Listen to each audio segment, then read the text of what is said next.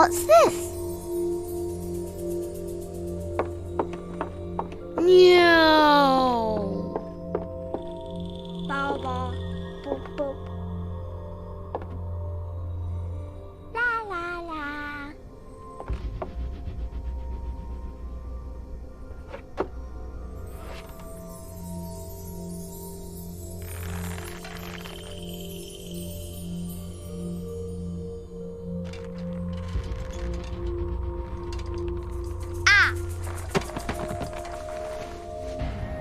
Ooh.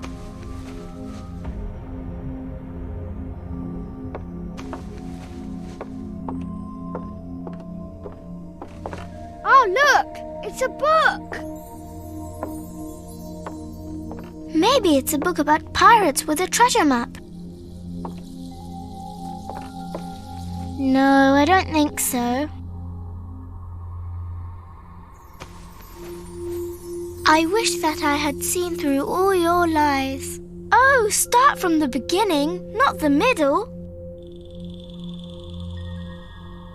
And so I decided to pick up my pen to relate the most disturbing episode of my life thus far. It all began early one morning in 1898, when Sherlock Holmes invited me to accompany him on a visit to the Marquis of Conyngham.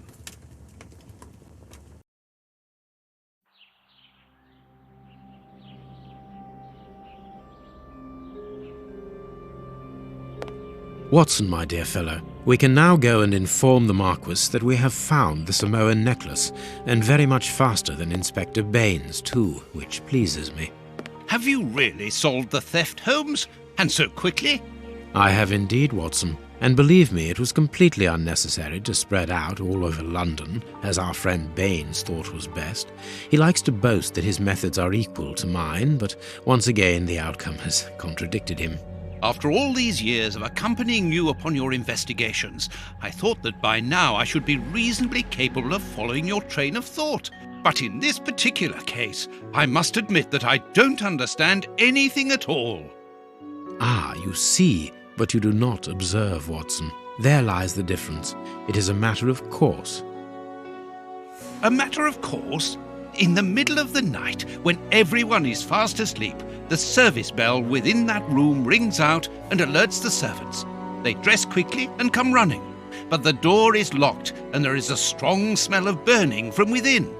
A few seconds later, the master of the house himself, the robbed Marchioness's husband, the Marquis of Conyngham, arrives and unlocks the door using the sole key.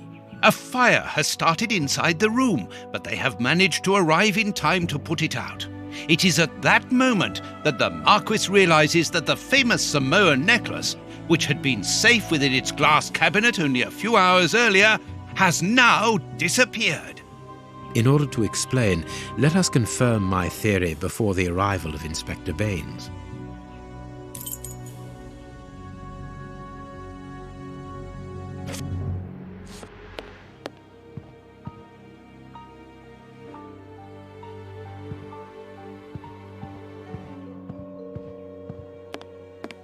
This window was cut with a diamond, a clean, discreet piece of work.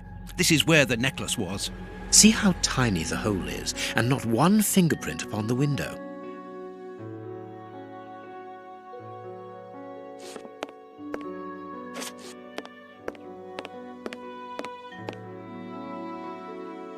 All the windows are locked. They've not been forced. A mark undoubtedly made by a diamond. Someone tried to cut the glass, but he was interrupted. Therefore, the thief tried to escape through the window, but he was interrupted.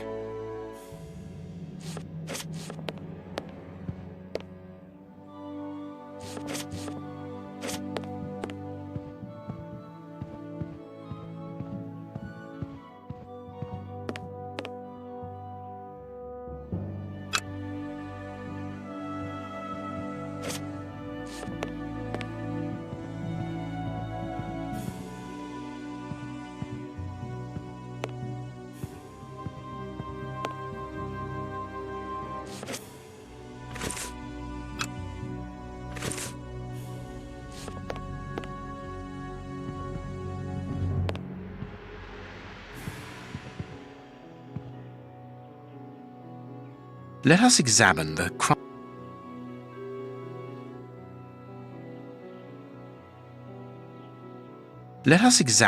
crumpled scores that have fallen off the piano. Nothing of interest here. These sooty prints were left by a tiny hand. I don't understand why these music scores are covered with soot.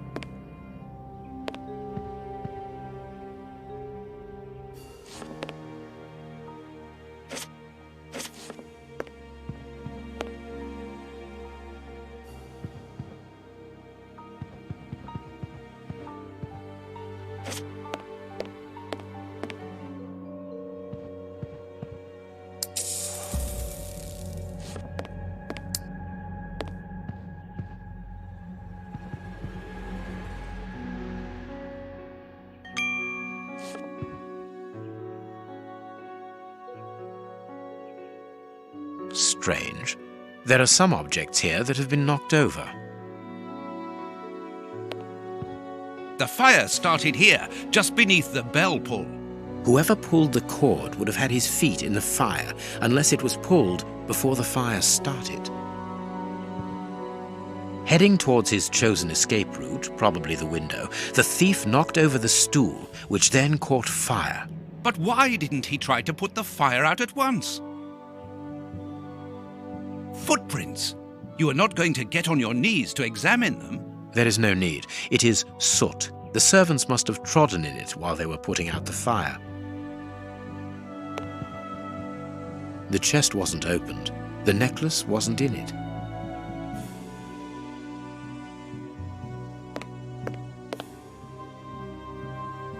These documents are not very interesting, even though they're addressed to the Minister of Maritime Affairs. The Marquis himself.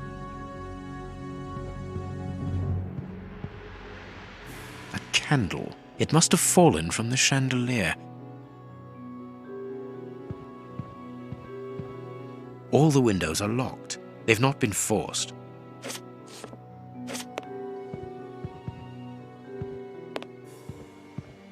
Not very well kept, this aquarium.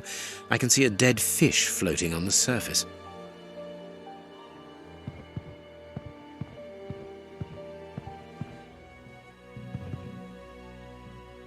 What do you think, Holmes?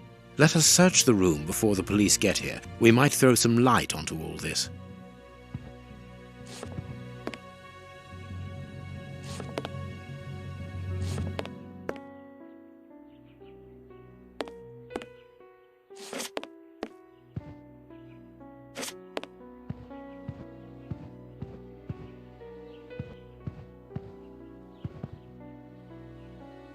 This draft screen makes an ideal hiding place. As the theft was committed at night, I conclude that the thief hid himself behind the draft screen and waited until he was alone in the room. Strange, there aren't any prints, yet I'm sure that the thief hid here.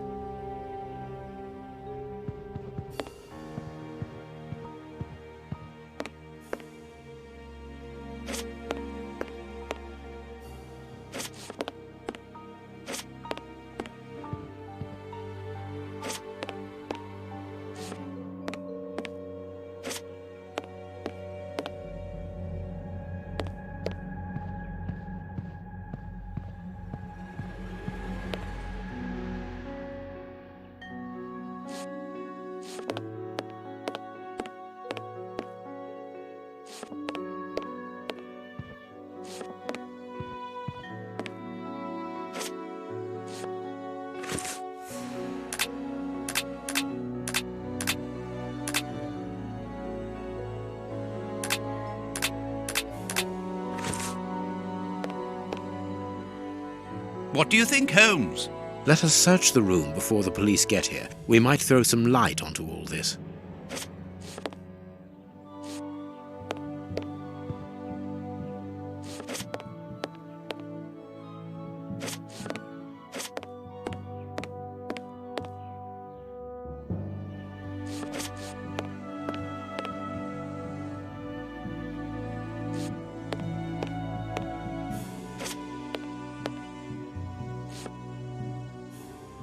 All the windows are locked. They've not been forced.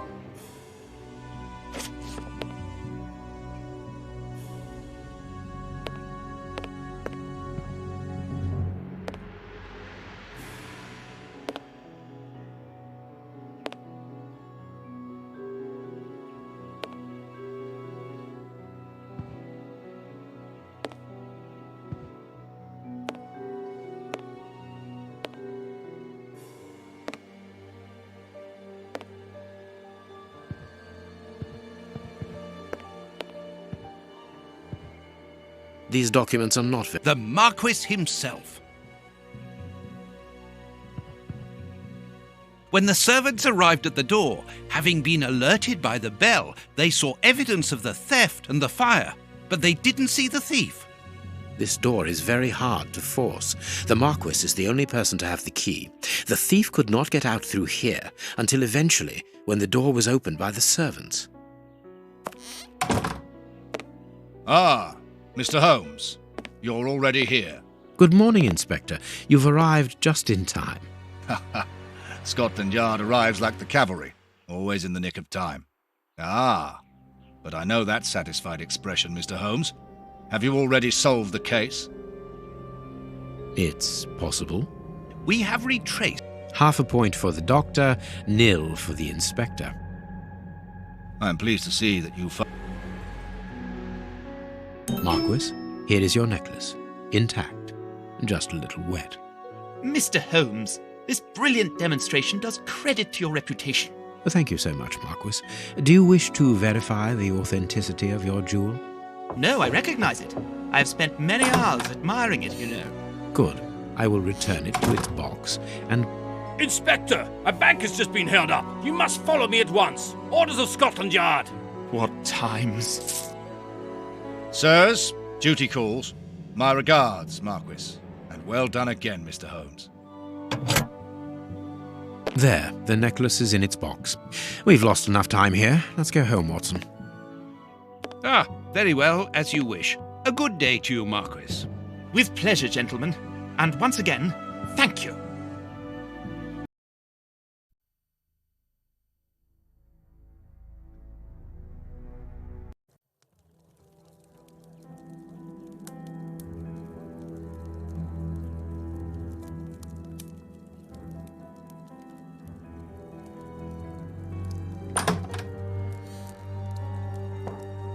This morning's newspaper. Holmes, have you read this article about you? No, Watson, not yet, and I won't have time to. Read it before you leave. It's outrageous. If you insist.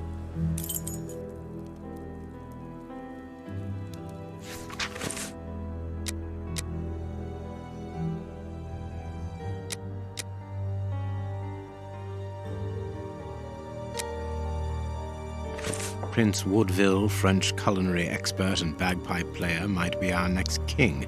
That's not so shocking, my dear fellow. You know exactly to which article I'm referring, Holmes. How can Farley dare to tarnish your reputation like that? You know, Watson, that wherever glory walks, jealousy is bound to follow.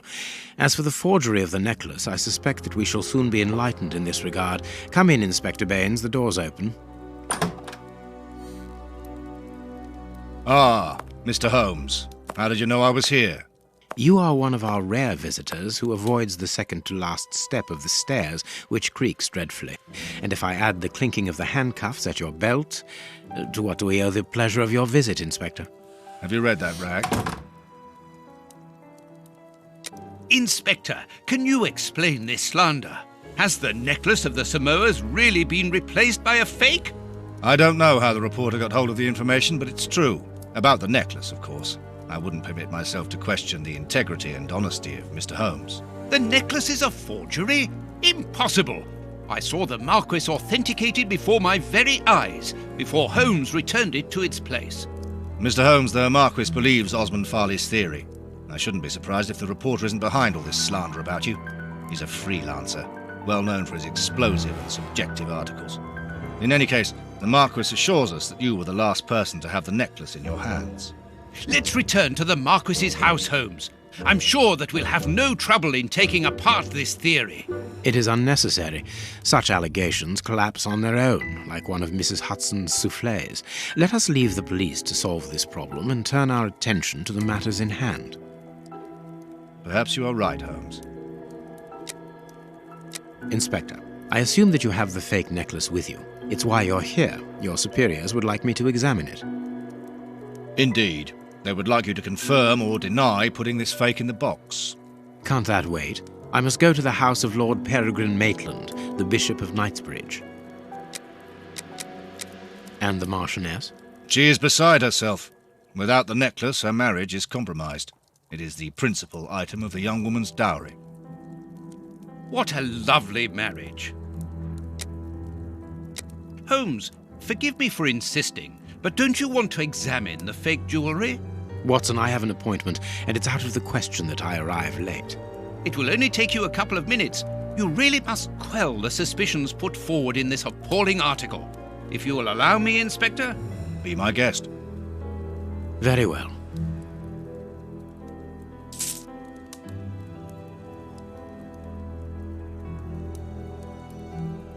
These 3 pearls are of poor quality. This pearl is a different color.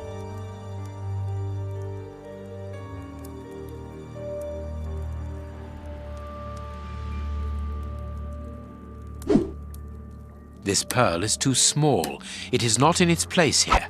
Too many defects. This necklace is a fake. This is nothing but a vulgar copy, and at a glance it would appear that the forger has intended for it to be seen as such. How could we have been fooled by such a blatant imitation? I don't understand. Yes, how is it possible? Holmes, do you have a theory about this? I have absolutely no idea.